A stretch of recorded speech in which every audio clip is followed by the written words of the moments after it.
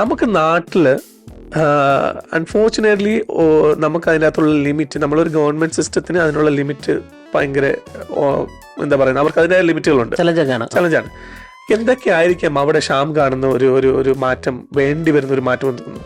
അത് നാട്ടിലെ അവസ്ഥ. ഇപ്പൊ നാട്ടിലെ പോപ്പുലേഷൻ കൂടുതലാണ്. ഇപ്പൊ നമ്മളിപ്പോ നിൽക്കുന്ന പോലെ ഓസ്ട്രേലിയ പോലുള്ള രാജ്യത്ത് ജനസംഖ്യ കമ്പാരിറ്റീവ്ലി വളരെ കുറവാണ്, ഡെൻസിറ്റി കുറവാണ്. ഒരു സ്ഥലത്തും താമസിക്കുന്ന ആൾക്കാരുടെ എണ്ണം കുറവാണ്. ഇപ്പൊ അവിടെ ഒരാളുണ്ടെങ്കിൽ ഒരു 2-3 ആള് ഒരു ലൊക്കാലിറ്റിയിൽ ഗവൺമെന്റ് അപ്പോയിന്റ് ചെയ്യുകയാണെങ്കിൽ അവർക്ക് വീടുകളിൽ പോയിട്ട് അവരെ നോക്കാനും അല്ലെങ്കിൽ ഒരു ദിവസം ഒരു തവണയെങ്കിലും പോയി നോക്കാനൊക്കെ ഉള്ളൊരു അവസരമുണ്ട്.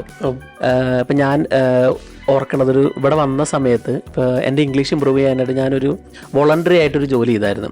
അതെന്ന് വെച്ച് കഴിഞ്ഞാൽ എൻ്റെ ജോലി ഫോൺ എടുക്കുക, നമുക്ക് ഓരോ ആൾക്കാരനെ അലോക്കേറ്റ് ചെയ്ത് തരും, പ്രായമായിട്ടുള്ള ആൾക്കാരനെ. ഇത്ര മണിക്ക് ഇത്ര ദിവസം ഒരു റോസ്റ്റർ ഉണ്ട്. ഞാനിവിടെ വെച്ച് ചെയ്തിട്ടുണ്ട്.